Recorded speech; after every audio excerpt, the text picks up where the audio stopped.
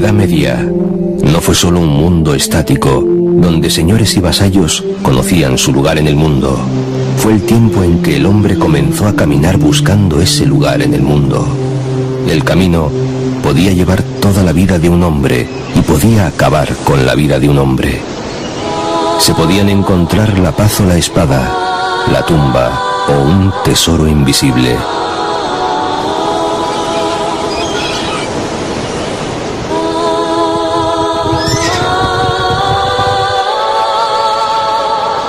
Hubo muchos caminos célebres y cada uno con sus peregrinos, pero ninguno hacía el camino al andar como el de Compostela. Miles de peregrinos llegaban cada día a la ciudad del apóstol desde todos los rincones de la cristiandad. El camino era mágico, sin importar mucho si Santiago el Mayor, hijo de Zebedeo y de Salomé, una de las mujeres que habían seguido a Jesús desde Galilea, llegó a peregrinar en España, o si los restos del apóstol eran auténticos. Gracias a Santiago, la cristiandad tuvo una figura que unía a todos en la lucha contra el Islam, y la antigua Hispania se convirtió en uno de los centros espirituales de Occidente.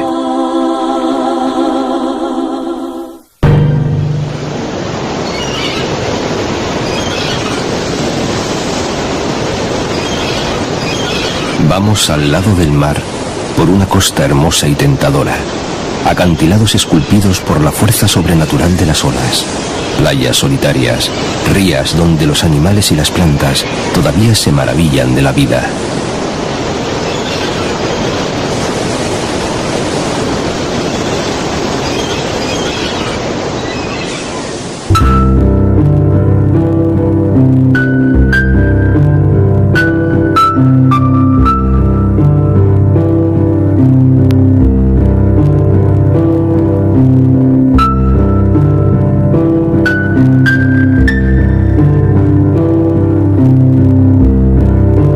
Las dunas de Liencres son las más altas de España. En su parque natural, entre la ría de Mogro, la desembocadura del Pas y el mar, se encuentra el sistema más importante y extenso del litoral cantábrico.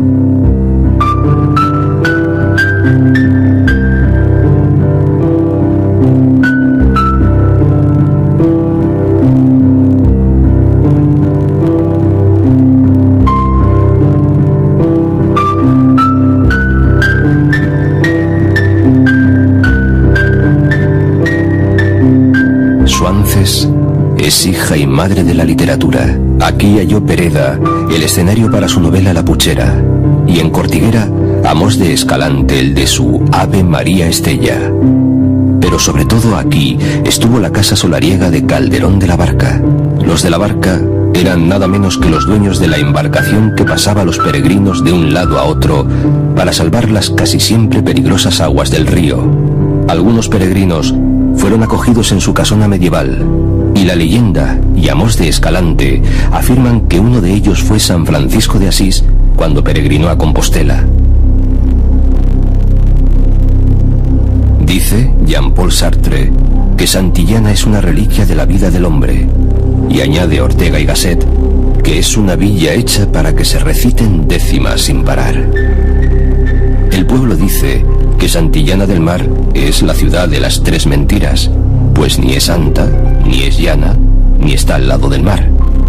Pero las verdades de Santillana son sus magníficos palacios, torres, casones, huertos y corrales, nacidos al amparo del Camino de Santiago, que le valieron ser declarada en 1889 Monumento Histórico Artístico.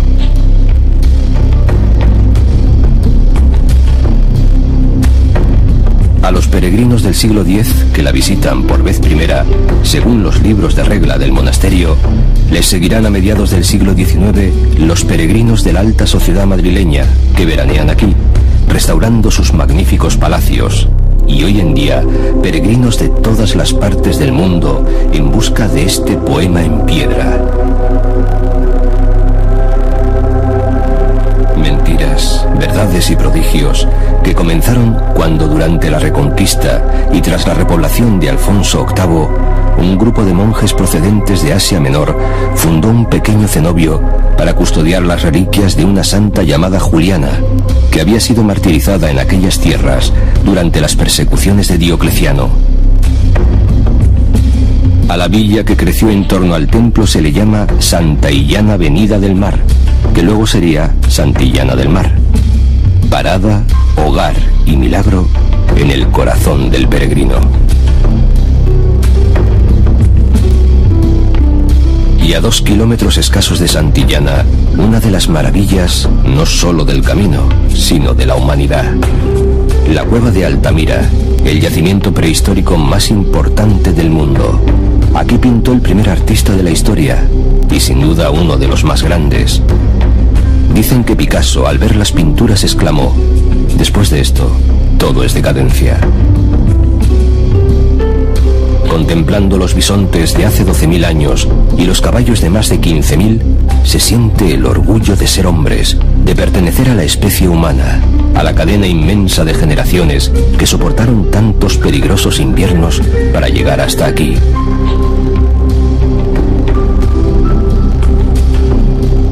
Para conocer la vida de nuestros antepasados y de la cueva, se levanta, o más bien se esconde, un espléndido museo. Dicen los que saben que el más importante del mundo, dedicado a la prehistoria.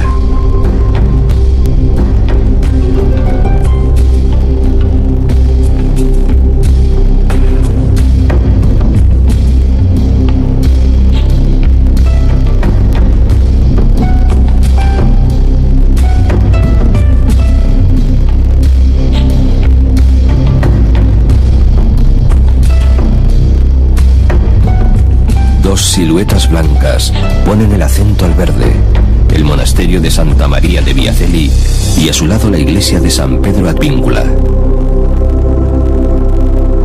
En Cobreces, el monasterio es fruto del testamento del último miembro de la familia de los Quirós. Aquí, los religiosos trapenses, originarios de Francia, se dedicaron a la enseñanza de las técnicas agrícolas.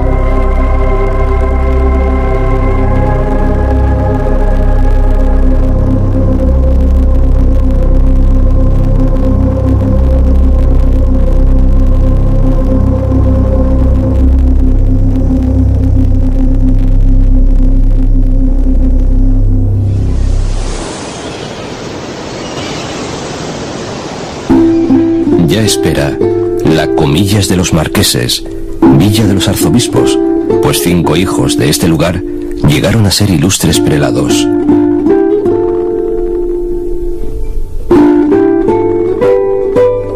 Atraídos por sus hermosas playas, a finales del siglo XIX, Alfonso XII y su corte eligieron Comillas como lugar de veraneo y la villa monumental, noble y aristocrática, deslumbró al mundo por un tiempo.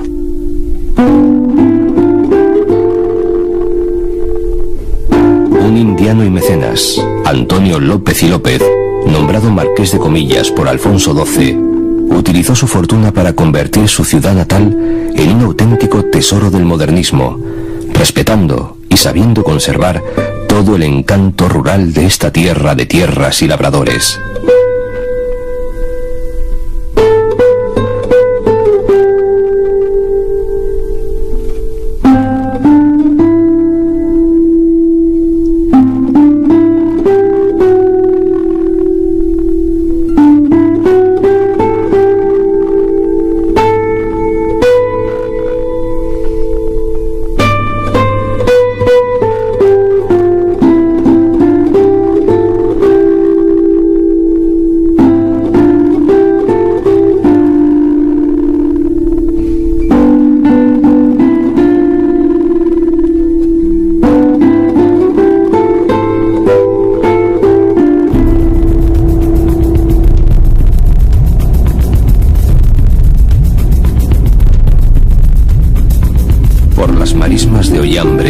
La costa guarda el secreto de rías, dunas, bosques, praderías, marismas y playas.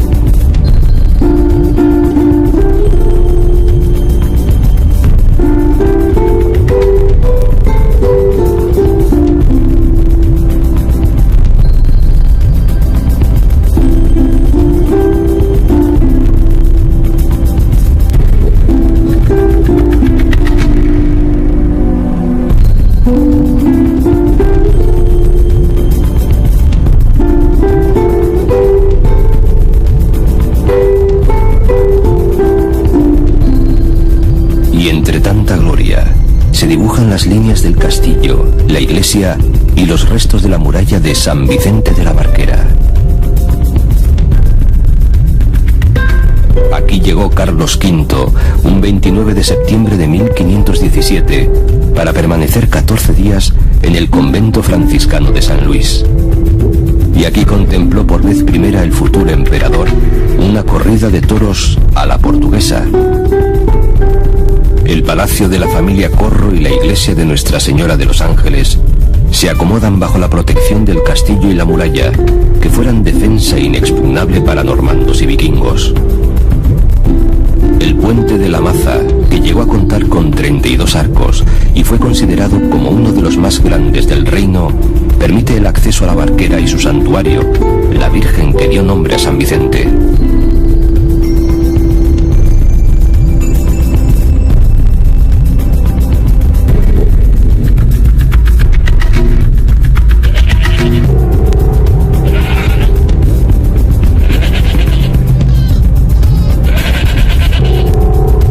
El río Deva de los nada lejanos picos de Europa, y al desembocar le llaman Tina Mayor por convertirse en ría. En este lugar se unen y se separan las Asturias de Santillana y las Asturias de Oviedo, hoy en día Asturias y Cantabria.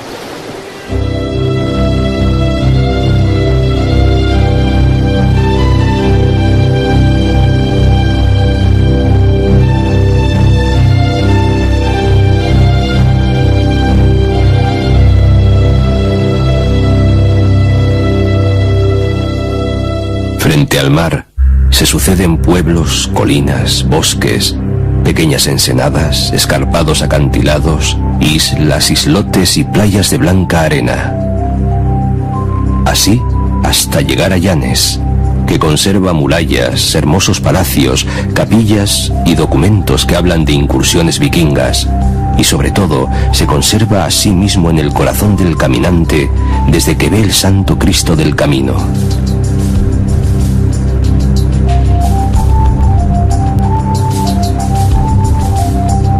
Y para recordar, creó Agustín Ibarrola en la bocana del puerto una fiesta de color que él llamó Los Cubos de la Memoria.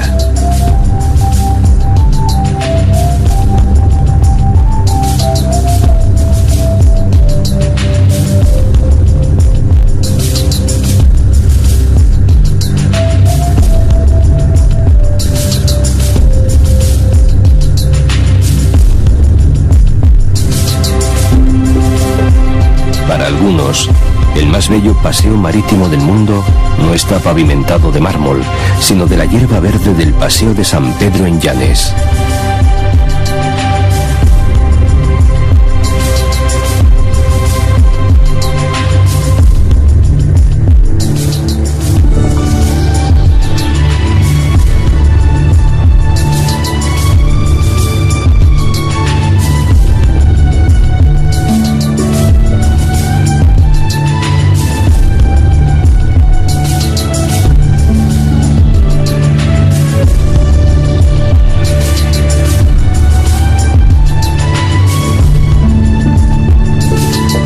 Cuando un río se hace amante del mar, nacen milagros como Ribadesella. Desde antiguo, los peregrinos llegan por la antigua calle Mayor a la plaza de la iglesia parroquial de Santa María Magdalena, edificada sobre el primitivo templo románico, en cuyos aledaños se ubicaba el Hospital de San Sebastián. Hace miles de años, un genial pintor desconocido escondió para siempre los caballos que galopaban por las suaves colinas en el corazón de la tierra, en la cercana cueva de Tito Bustillo, la más importante manifestación del arte paleolítico en Asturias. Los peregrinos de hoy no solo llegan a pie, sino muchas veces en piragua, como los que acuden a la gran romería del Sella, la fiesta donde una vez al año las aguas del río se convierten en fiesta.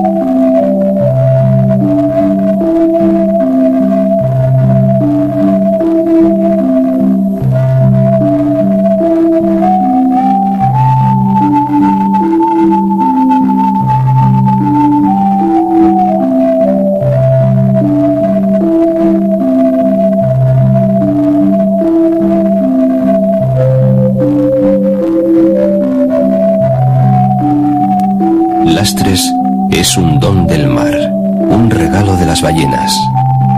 Con la grasa de estos cetáceos se percibió la belleza de las casas asomadas peligrosamente a las olas y se alimentó la lámpara de la Catedral de Oviedo.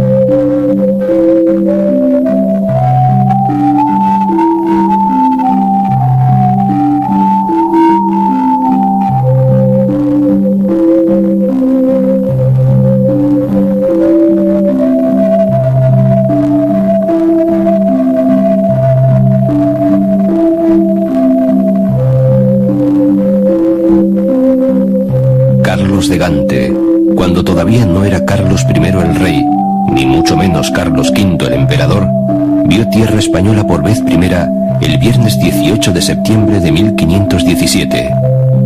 El desembarco fue un día más tarde, probablemente en Puente Huetes, en Villaviciosa. Villaviciosa se jacta, sí, con razones, de ser el punto de partida de un viaje que ganó un imperio. La verdad es que nunca se había acercado por aquellos parajes una flota de tal apariencia y riqueza. Los lugareños sospecharon que los forasteros fueran piratas o invasores y sigilosamente se fueron aproximando a los que desembarcaban para buscar algún signo que les indicara si llegaban como amigos o enemigos.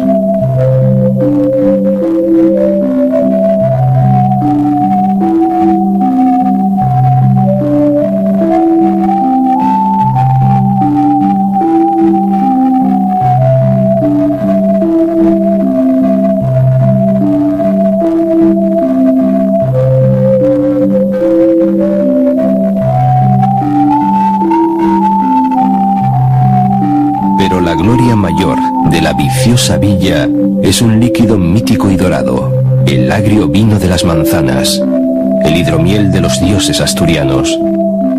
Por las venas de Asturias corren mineral y sidra. En el rincón más remoto, una fiesta has de encontrar. No te faltará la sidra, tampoco con quién bailar. Algunos opinan que el histórico desembarco tuvo lugar en Tazones, aunque, como escribe el profesor Juan Uría, lo que desde luego podemos afirmar sin duda alguna es que si no fue este pequeño pueblo de pescadores el primer pueblo español en el que don Carlos puso los pies, puede en cambio jactarse de haber sido el primero en el que puso los ojos. Y a fe que merece la pena posar los ojos en las bellezas agrestes de Tazones.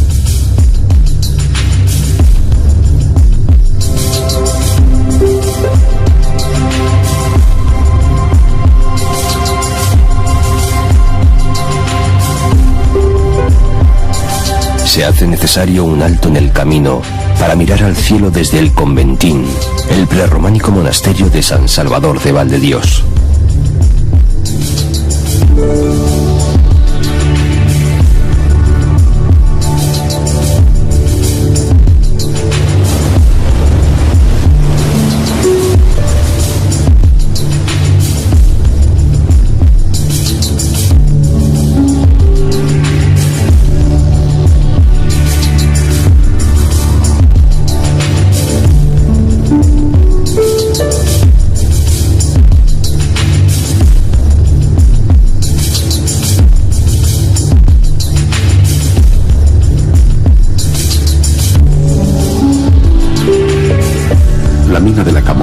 Dicen que va bajo el mar.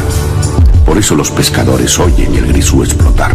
Y es que, como dice la canción de José León del Estal, el Gijón de hoy es fruto de los amores del carbón y el mar. Igual que reparte su corazón entre el puerto del Musel y la playa de San Lorenzo. Entre el barrio pesquero de Cimadevilla y el aristocrático viaje al glamour de Somió. El Musel satisfizo el ansia de los ilustrados de un puerto carguero que brindara la posibilidad a Asturias de exportar a gran escala su carbón y su producción industrial.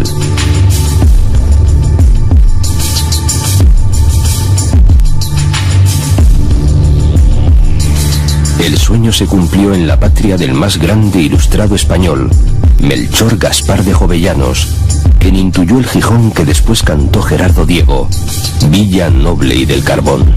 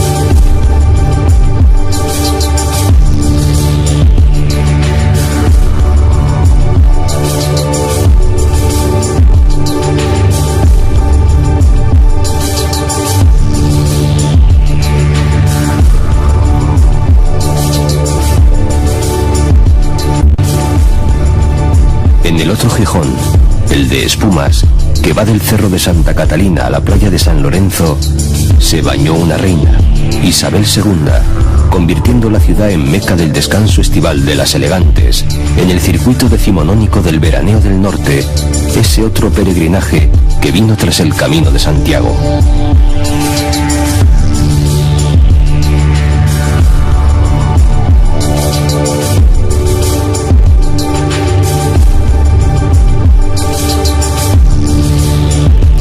Y el hombre le ha hecho un regalo al mar y a sí mismo en el elogio del horizonte de Chillida, la puerta mística para entrar al Gijón de los siglos.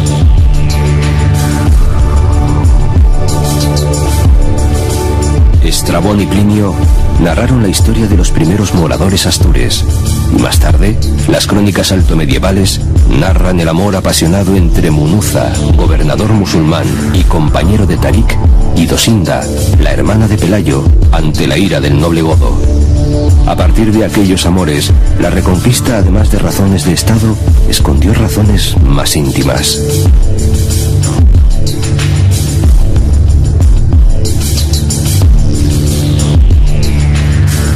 La esencia de Gijón bien podría comenzar en la Campa de Torres, desde la cual fue creciendo hasta llegar a ser hoy en día la ciudad más populosa de Asturias.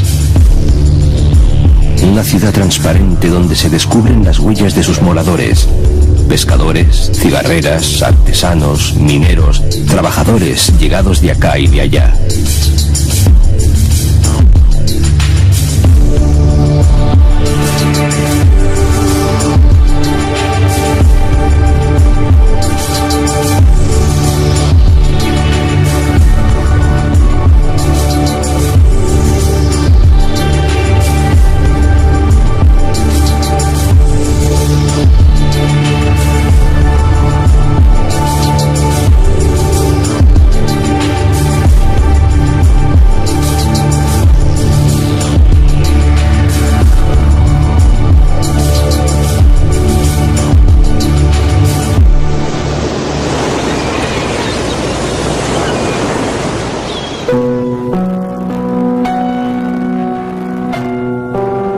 Juan Cueto, vecino de Gijón, pero ciudadano del mundo, dice que todos los caminos del país astur conducen a Oviedo, y desde Oviedo es posible acceder a los 4 costados regionales.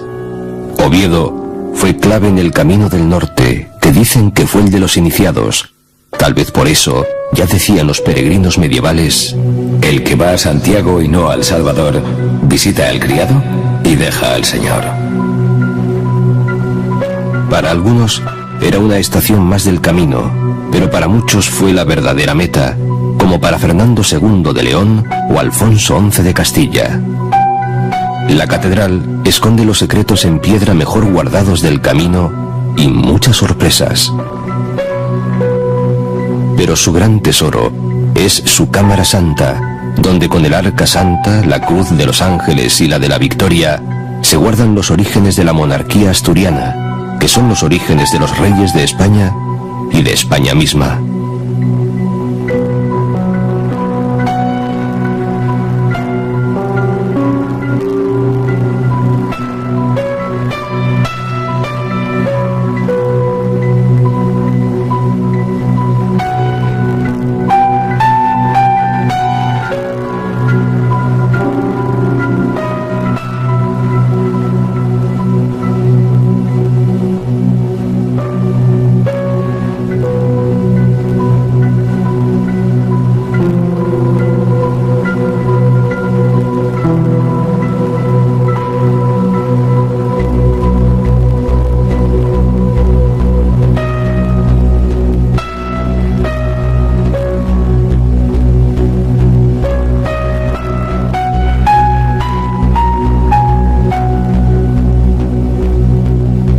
La ciudad de la Regenta tiene mucho que ver y mucho de qué presumir. Por supuesto, de historia y de literatura, de revueltas y alguna vez de revoluciones, de universidad, de parques, de teatro, de ópera y catedral literaria, de tertulia de café, donde se arregla el mundo y a veces el universo, y sobre todo, de los premios Príncipe de Asturias, que cada año acercan a la capital de los Astures la flor innata de la ciencia, la literatura y el pensamiento.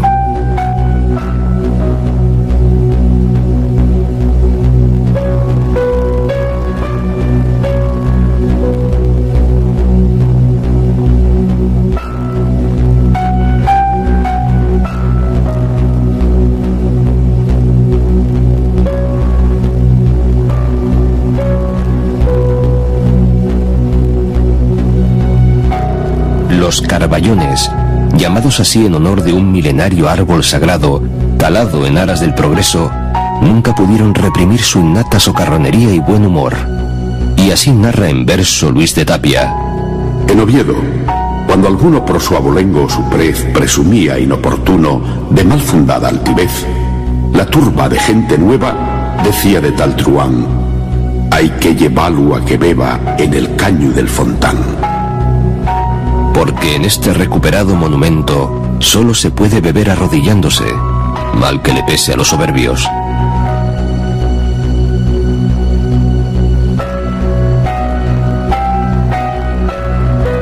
Liberada del telescopio inquisidor del magistral, la ciudad disfruta de la belleza del fantasma de Ana Ozores y de la suya propia. El escenario de la mejor novela española del siglo XIX es hoy un laberinto de deleites entre palacios, mansiones, conventos donde monjas de voz clara cantan a lo que no ven. Calles de ayer, avenidas de hoy, sueños de mañana. En la parte baja del Oviedín del alma del cronista oficial Manolo Abello está la iglesia de Santullano de los Prados, la obra cumbre del reinado de Alfonso II, del que se dice que llevó una vida llena de gloria, casta, púdica, sobria e inmaculada. Aunque los escépticos, que nunca faltan por aquí, al escuchar estas palabras añaden que debió ser algo aburrida.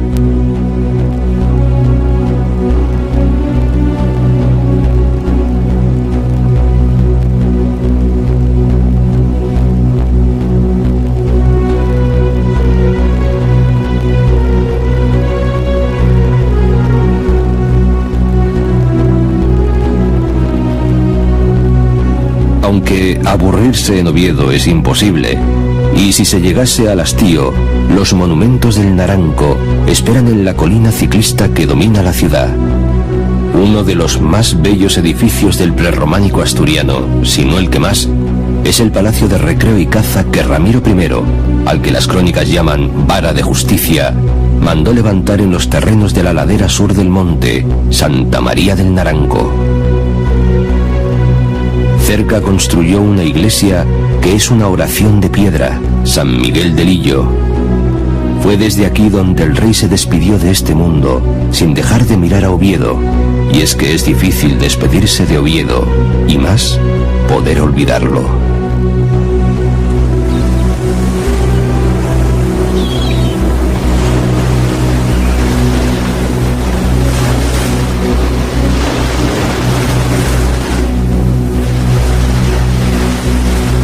Sigue la ruta de la costa a través de Candás y Luanco.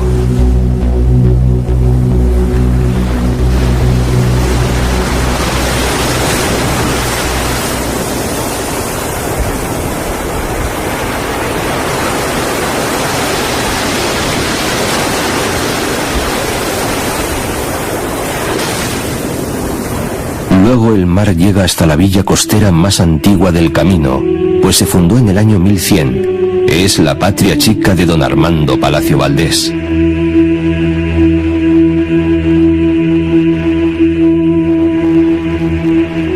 Al llegar a Avilés, el peregrino podía reponer fuerzas en el antiguo hospital de la calle Rivero. No importa si había llegado por tierra o por mar, como llegaban muchos que a veces se quedaban. No en vano en el puerto de Avilés finalizaban las singaduras de muchos barcos peregrinos, en unos tiempos en los que la ruta más segura y más rápida eran las autopistas del mar. De Avilés se ha partido para intentar conquistar el mundo, y alguno lo consiguió, como Pedro Menéndez Valdés, el adelantado, que que si no conquistó el mundo, sí una parte, la Florida, donde fundó la ciudad de San Agustín. Otros avilesinos conquistaron el mundo de otras maneras, como Juan Carreño de Miranda, pintor de cámara de Carlos II, que retrató como nadie la vida en la corte del rey hechizado. Hay un Avilés de ría y mar y un Avilés imaginario, donde vivieron las Marta y María de Palacio Valdés. Las dos mujeres amigas de Cristo simbolizaron el carácter dual avilesino. Una de ellas representa el Avilés del pasado, dormido en sus callecitas y sus plazas recoletas, el viejo Avilés, el de los entrañables e históricos barrios de Sabugo y Galiana. La otra, la realista, representa el Avilés moderno e industrial. Hubo todavía otro Avilés inédito, el Avilés ballenero. Y cuentan que en el exterior de la iglesia vieja de Sabugo, Santo Tomás, del siglo XII, se celebraba la reunión llamada Mesa de Mareantes para trazar los planes de pesca.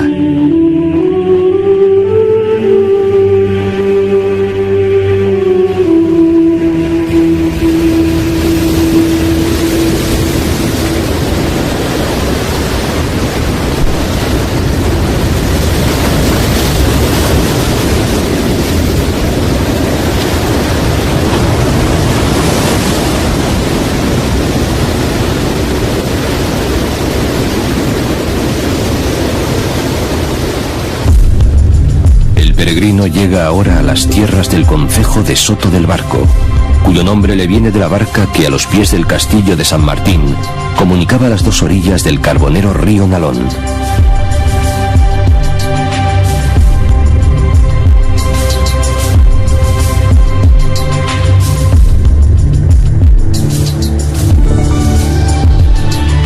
Nadie sabe dónde habitan las hadas, pero las shanas, las bellísimas mujeres de agua que pueblan Asturias, prefieren sin duda las sendas del litoral. Ellas acompañaban, quizá invisibles y paganas, al peregrino, que sentía en su compañía emociones extrañas al caminar.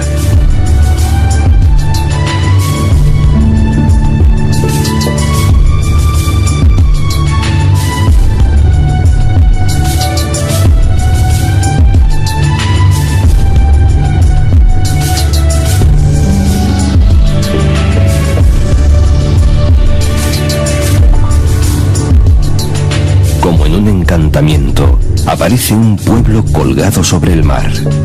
Es Cudillero, el pueblo más pesquero de Asturias. Cuentan muchas cosas de su nombre, pero no todos están de acuerdo, porque aquí pocos están de acuerdo con nada, pues para eso tienen los pisuetos encanto y carácter que derrochar y personalidad para capear todos los temporales.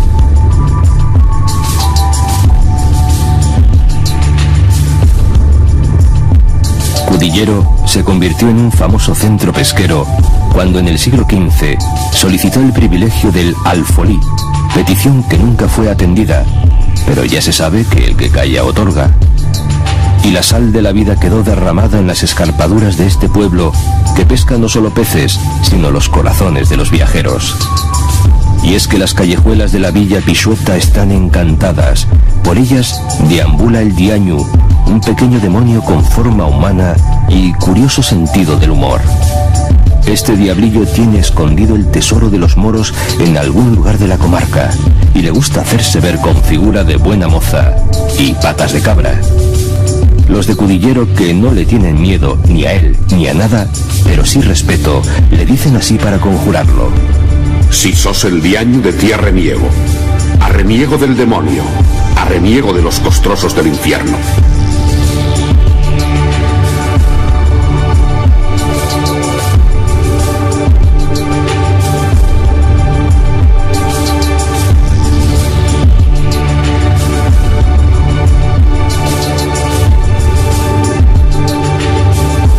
Pueblo de marineros, su solitario y romántico faro vio cómo sus hombres partieron tantas veces, sin miedo, para el cerco de Gibraltar, las campañas de conquista de Sevilla o la Florida, o rumbo a lejanos mares y tierras.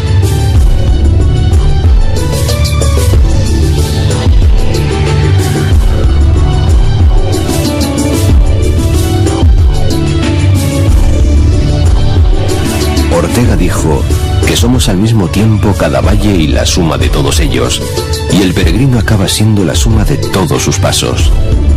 Menos mal que en tierras de Cudillero, allá por Soto de Luiña, existe aún uno de los pocos hospitales de peregrinos que quedan en la ruta jacobea. El edificio actual es una construcción de 1713 de estilo barroco asturiano que reproduce el modelo de la casa noble rural.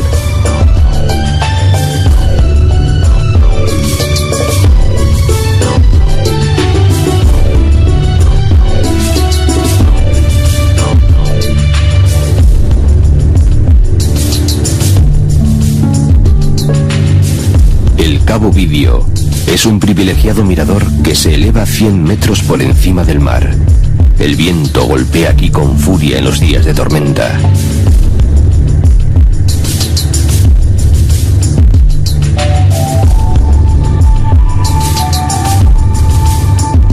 Luarca, la villa blanca de esta costa verde, tiene el cementerio más hermoso del mundo, donde mirando al mar descansa su ilustre hijo Severo Ochoa, Premio Nobel de Medicina. Luarca no se doblegó nunca, soportó los ataques de los vikingos y de los ingleses, y sus marineros y pescadores surcaron los fríos mares del norte hasta Irlanda, hasta Terranova y Flandes, en busca del bonito, la merluza y la ballena. El río Negro, como un cuchillo de agua, parte la villa en dos. Hay 7 puentes para cruzar de una a otra parte. El del Beso recuerda los amores de una luarquesa con un corsario venido de muy lejos.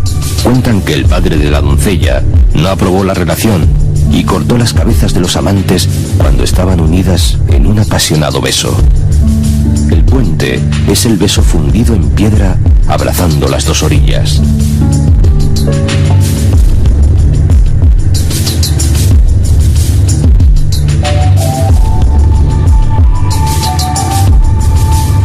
Navia es de Asturias la región más bella, aun siendo Asturias lo mejor de España.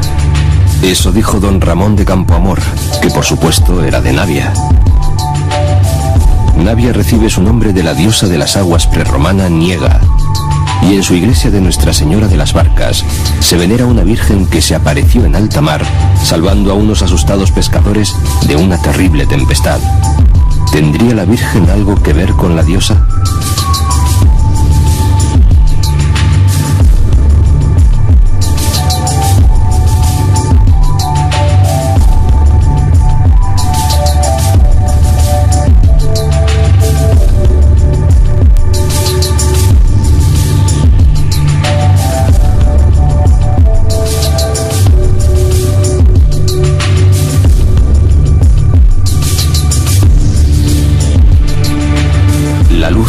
Es el símbolo de Tapia de Casariego. Buscándola llegan hasta aquí cada año miles de turistas tras la sombra de su faro y la belleza de sus playas.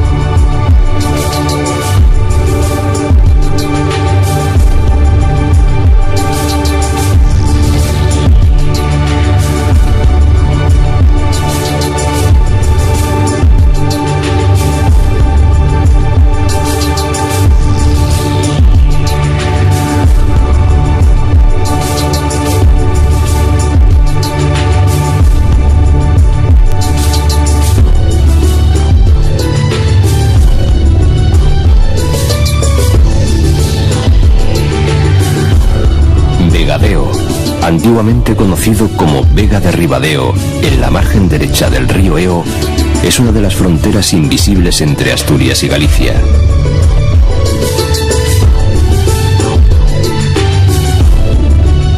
Se llega al puente del Fornacho por el Camino Real de Bustelo y se atraviesa como un Rubicón el río Eo, mientras Santiago de Abres dice que ya no se puede volver atrás y que ya no somos los mismos. Por aquí han pasado no solo peregrinos, sino también los arrieros de Castilla y la vía férrea procedente de las minas de Aponte Nova.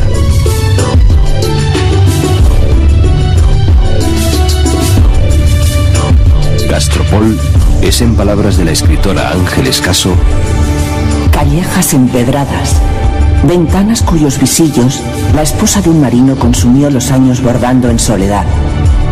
Parques de novela decimonónica, bajo cuyos plátanos jugaron niños de blanco y azul. Casonas de antiguos señores, donde se consumaron amores y desamores.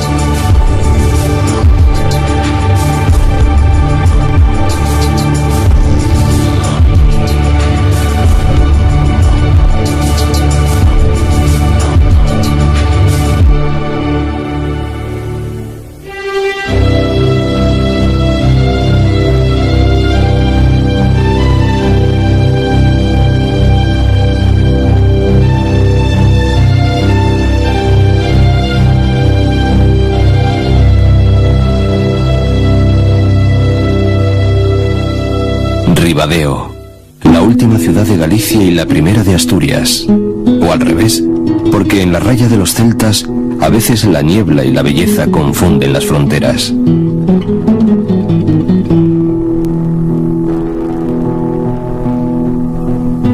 Ni siquiera el río Eo separa, sino une. Tal vez porque las lampreas, el animal mágico de estas aguas, recorren la ría y vigilan los buenos amores de gallegos y asturianos.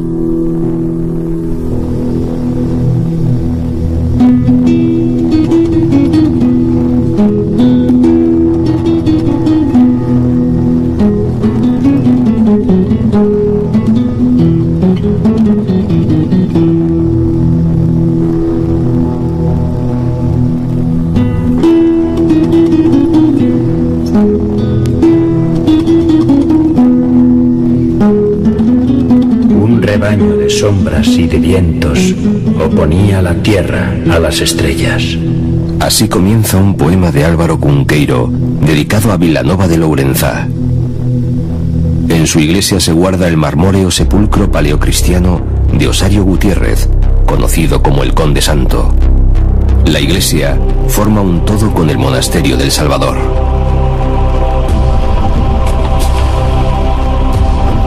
En Mondoñedo recuerdan al gran escritor Álvaro Cunqueiro, que supo mirar las torres de la catedral mientras soñaba un pomar de manzanas tardías, de aquellas que tanto le gustaron. Hoy, su travieso espíritu sigue sentado en la plaza, en el corazón de la ciudad, puede que en el mismo lugar donde fue ejecutado Pedro Pardo de Cela, último defensor de la soberanía del Reino de Galicia frente a las pretensiones anexionistas de los reyes católicos.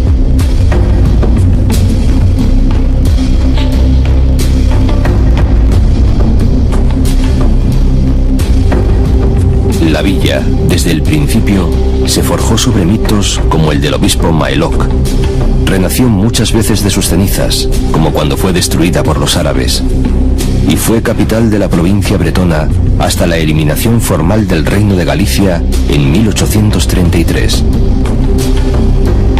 Tuvo murallas defensivas con 6 puertas y una catedral de hermosa fachada rosácea, que no se eleva sobre la plaza, por lo que se dijo que era una catedral arrodillada.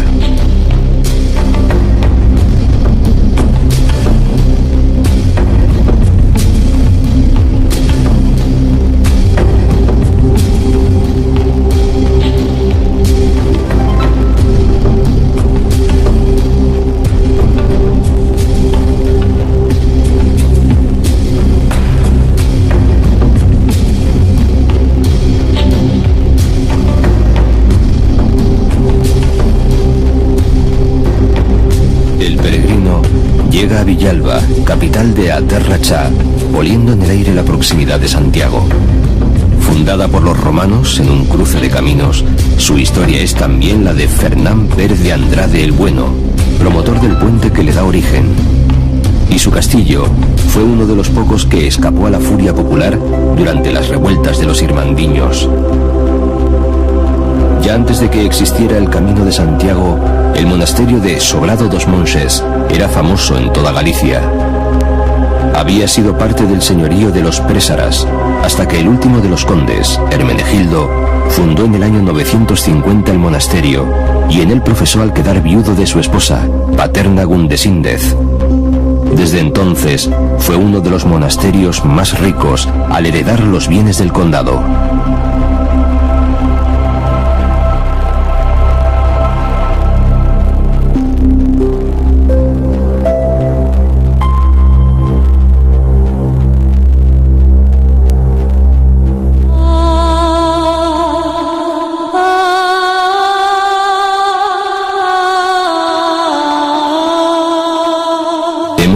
subido al monte del gozo todos los valles, todas las iglesias, los campanarios, los verdes y el cielo que nos han visto pasar y en los que el peregrino ha dejado una parte de sí mismo.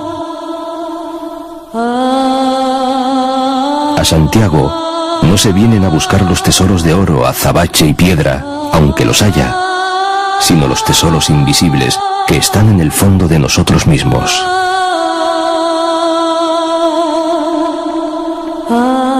El gozo de llegar se mezcla con la pena de haber llegado. Santiago de Compostela. Y ahora, como dice Torrente Ballester, en Compostela y su ángel, se está preparado para recibir Santiago como un regalo de las hadas, si se cree en ellas. No lo olvidéis, solo quienes conserven el poder de asombrarse entren en la ciudad. Por el camino del asombro recibirán en sus ojos la revelación que Dios quiere enviarnos, y que las piedras y los nombres proclaman claramente al que tenga ojos y sepa ver, al que oídos tenga y no los haya cerrado. Santiago, donde la lluvia es arte, es el ombligo del universo del peregrino. Aquí confluyen todas las mareas del tiempo y de la historia, desde aquel día del año 813 en que lo descubriera el pastor Pelayo. Decía Salvador García Bolaño: Compostela é unha rúa longa na memoria onde vagan os nomes e as horas que cada quen recorda. Santiago empezó a cambiar el mundo y sus propias calles. Paseando por sus plazas, se oyen los pasos de todos los que pasaron antes que nosotros y de los que pasarán. Paseando por sus rúas, que son las venas de luz y ribeiro que bombean calor al alma de Santiago, se siente el mismo deseo de tantos peregrinos anteriores: quedarse aquí para siempre.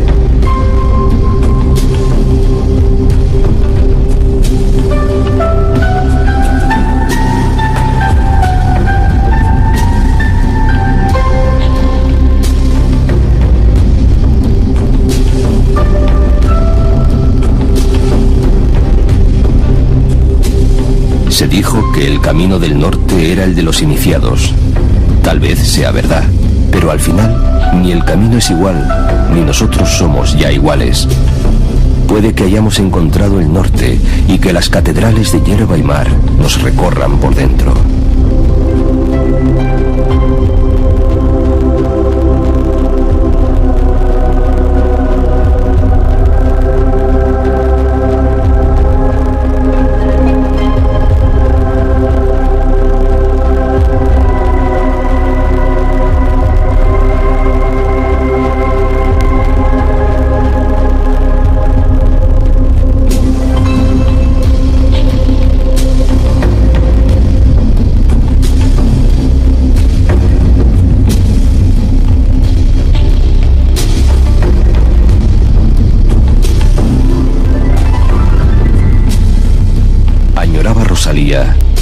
Adiós.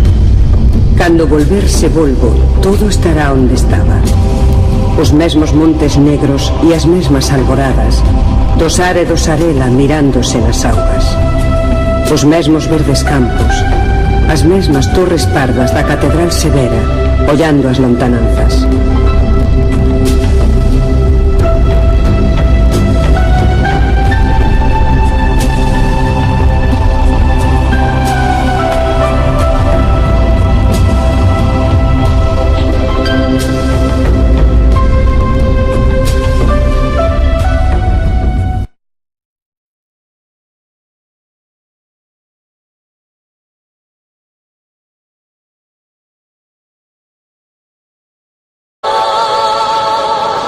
Hubo muchos caminos célebres, y cada uno con sus peregrinos, pero ninguno hacía el camino al andar como el de Compostela. Miles de peregrinos llegaban cada día a la ciudad del apóstol desde todos los rincones de la cristiandad. El camino era mágico, sin importar mucho si Santiago el Mayor, hijo de Zebedeo y de Salomé, una de las mujeres que habían seguido a Jesús desde Galilea, llegó a peregrinar en España, o si los restos del apóstol eran auténticos. Gracias a Santiago, la cristiandad tuvo una figura que unía a todos en la lucha contra el Islam, y la antigua Hispania se convirtió en uno de los centros espirituales de Occidente.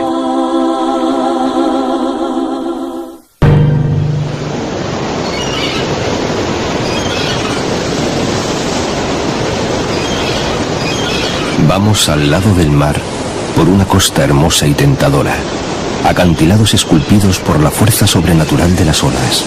Playas solitarias, rías donde los animales y las plantas todavía se maravillan de la vida.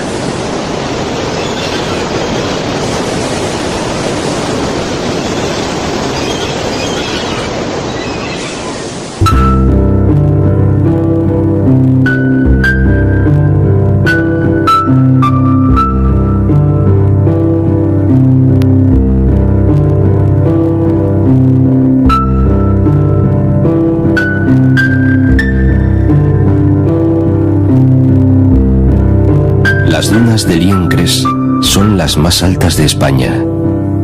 En su parque natural, entre la ría de Mogro, la desembocadura del Pas y el mar, se encuentra el sistema más importante y extenso del litoral cantábrico.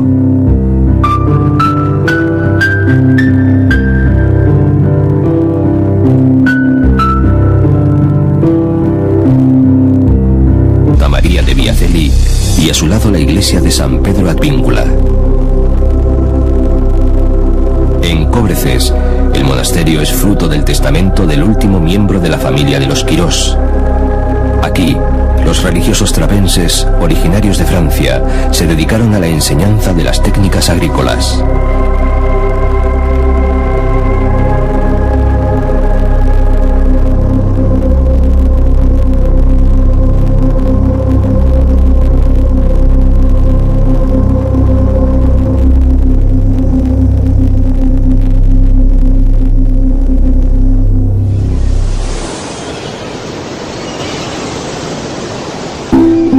Ya espera la Comillas de los Marqueses, villa de los arzobispos, pues 5 hijos de este lugar llegaron a ser ilustres prelados.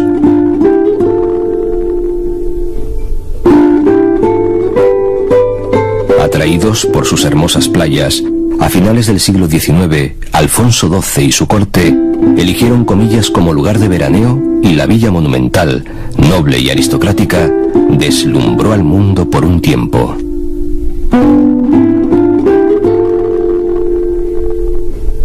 Un indiano y mecenas, Antonio López y López, nombrado marqués de Comillas por Alfonso XII, utilizó su fortuna para convertir su ciudad natal en un auténtico tesoro del modernismo, respetando y sabiendo conservar todo el encanto rural de esta tierra de tierras y labradores.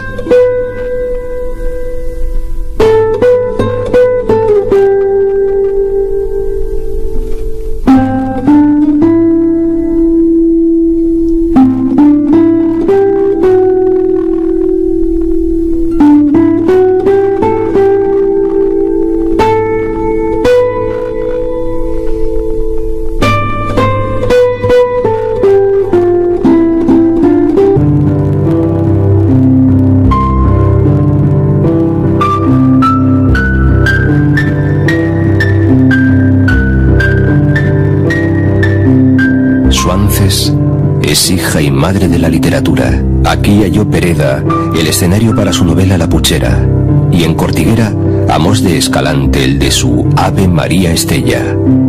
Pero sobre todo aquí estuvo la casa solariega de Calderón de la Barca. Los de la Barca eran nada menos que los dueños de la embarcación que pasaba a los peregrinos de un lado a otro para salvar las casi siempre peligrosas aguas del río. Algunos peregrinos fueron acogidos en su casona medieval, y la leyenda y Amos de Escalante afirman que uno de ellos fue San Francisco de Asís cuando peregrinó a Compostela. Dice Jean-Paul Sartre que Santillana es una reliquia de la vida del hombre, y añade Ortega y Gasset que es una villa hecha para que se reciten décimas sin parar. El pueblo dice que Santillana del Mar es la ciudad de las 3 mentiras, pues ni es santa, ni es llana, ni está al lado del mar. Pero las verdades de Santillana son sus magníficos palacios, torres, casones, huertos y corrales nacidos al amparo del Camino de Santiago, que le valieron ser declarada en 1889 Monumento Histórico Artístico.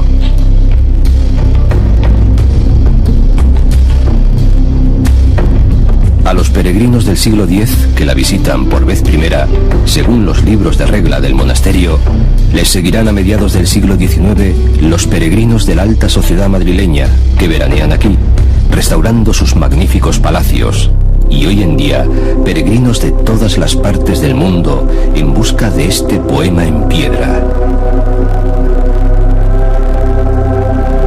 Mentiras, verdades y prodigios que comenzaron cuando durante la Reconquista y tras la repoblación de Alfonso VIII, un grupo de monjes procedentes de Asia Menor fundó un pequeño cenobio para custodiar las reliquias de una santa llamada Juliana, que había sido martirizada en aquellas tierras durante las persecuciones de Diocleciano. A la villa que creció en torno al templo se le llama Santillana Venida del Mar, que luego sería Santillana del Mar. Parada, hogar y milagro en el corazón del peregrino. Y a 2 kilómetros escasos de Santillana, una de las maravillas no solo del camino, sino de la humanidad. La cueva de Altamira, el yacimiento prehistórico más importante del mundo. Aquí pintó el primer artista de la historia, y sin duda uno de los más grandes. Dicen que Picasso, al ver las pinturas, exclamó: después de esto, todo es decadencia.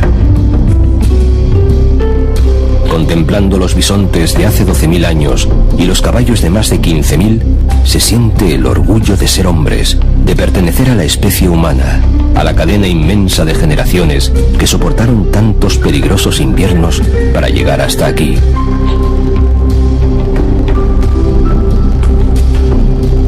Para conocer la vida de nuestros antepasados y de la cueva se levanta, o más bien se esconde, un espléndido museo. Dicen los que saben que el más importante del mundo, dedicado a la prehistoria.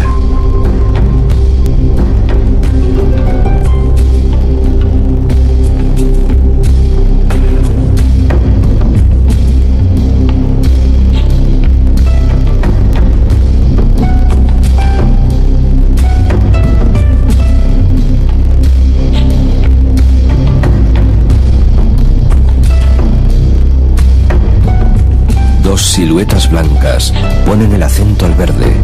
El monasterio de San...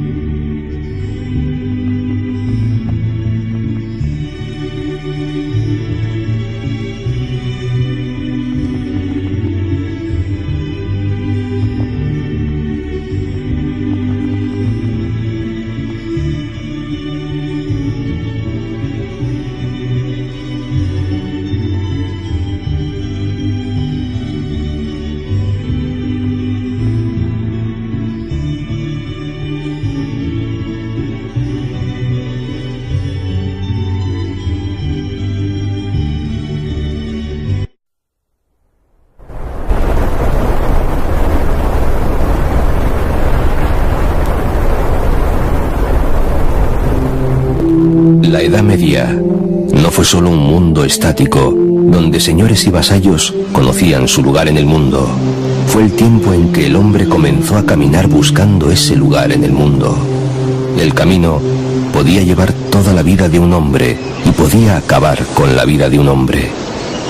Se podían encontrar la paz o la espada, la tumba o un tesoro invisible,